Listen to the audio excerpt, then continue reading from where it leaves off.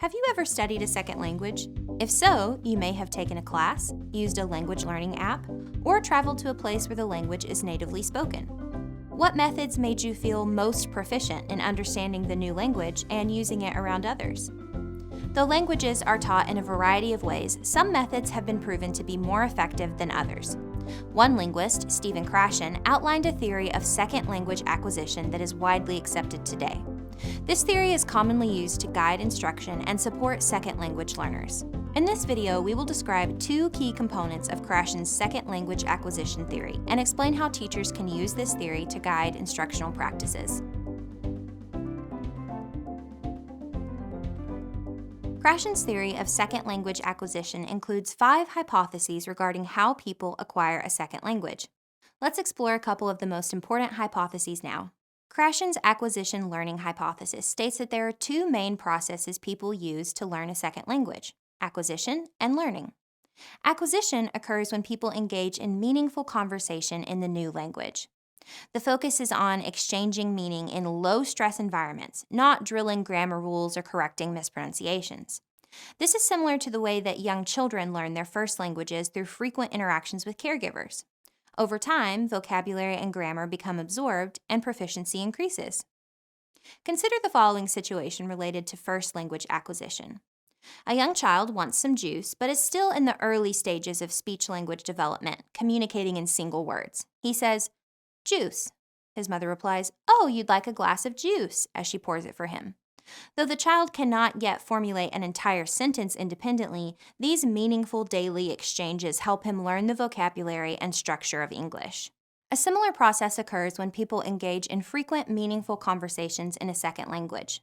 Vocabulary and grammar are subconsciously absorbed over time, gradually increasing proficiency. This is why people sometimes spend time abroad to learn a new language, as engaging in shopping, transportation, and other daily activities using the new language facilitates acquisition. Learning is the second process involved in developing proficiency in a new language. This involves instruction in the second language, such as grammar practice and vocabulary memorization. For example, students may conjugate verbs, which results in conscious learning. According to Krashen, acquisition is the more important of these two processes, as it involves using the language for authentic purposes.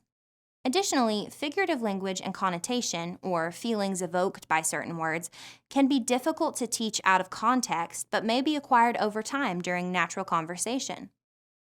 However, learning activities such as grammar practice may still be used to supplement acquisition and help students self-monitor their use of the new language for accuracy.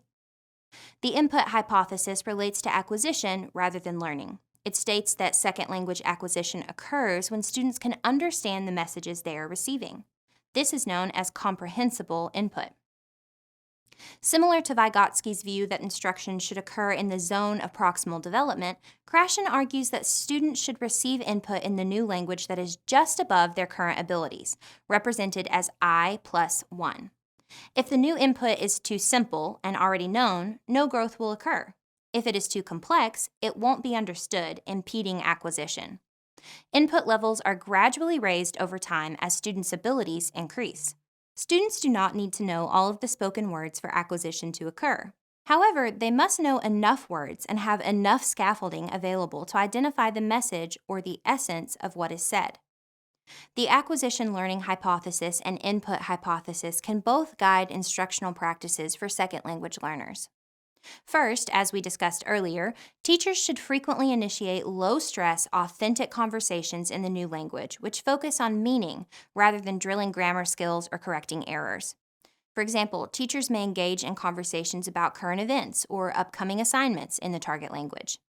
These types of conversations can be implemented in conjunction with skills instruction and practice activities. Next, teachers should ensure that new input is comprehensible so acquisition can occur, building gradually upon students' current abilities. This includes more than just carefully selecting vocabulary and sentence structure. Scaffolding can also be used to help students make sense of the new information. This scaffolding may include activating background knowledge prior to new learning, encouraging personal connections, and including visuals, such as images or gestures, to help convey meaning. Context clues can also be woven into sentences to assist students with the meanings of new words and phrases. There are likely to be various levels of proficiency among members of the classroom, making it difficult for teachers to engage in conversations at the I+1 level for all students. A mixture of whole group, small group, and one-to-one conversations can provide opportunities for more differentiation. Additionally, frequent knowledge checks can be used to gauge understanding. Creating a safe and supportive classroom environment where students are encouraged to communicate when they do not understand the meaning of something is also beneficial. Let's review what we've learned in this video. Stephen Krashen's theory of second language acquisition hypothesizes how people acquire a second language. Acquisition is a process by which people gradually and subconsciously become proficient in a new language by engaging in authentic conversation. On the other hand, learning is a conscious process in which language is explicitly taught and practiced, such as with grammar instruction. It is less important than acquisition, according to Krashen. Acquisition occurs when people can understand the messages they are receiving. Students should receive information that is just above their current abilities in the new language. Teachers should incorporate lots of authentic conversations in the classroom, in addition to any skills instruction and practice they may include in the curriculum. Scaffolding can help students understand the meaning of conversations in the second language. Let's go over a couple of review questions. Number 1. A science teacher begins a new lesson with the following statement. Today, we are going to learn about the stages in a frog's life cycle. He notices a puzzled look on the face of a student who is an English language learner.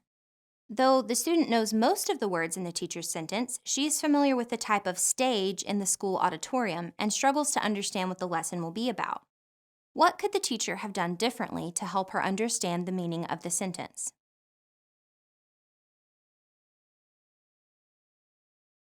The teacher could have held up a visual clue while saying the sentence, such as an image of a frog's life cycle.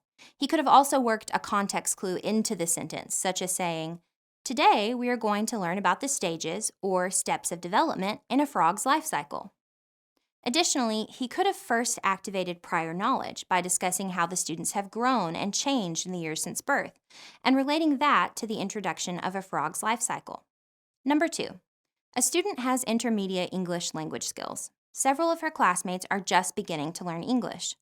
The teacher gears most classroom conversations towards those students to ensure they understand the meaning. How might this affect the first student's English language development?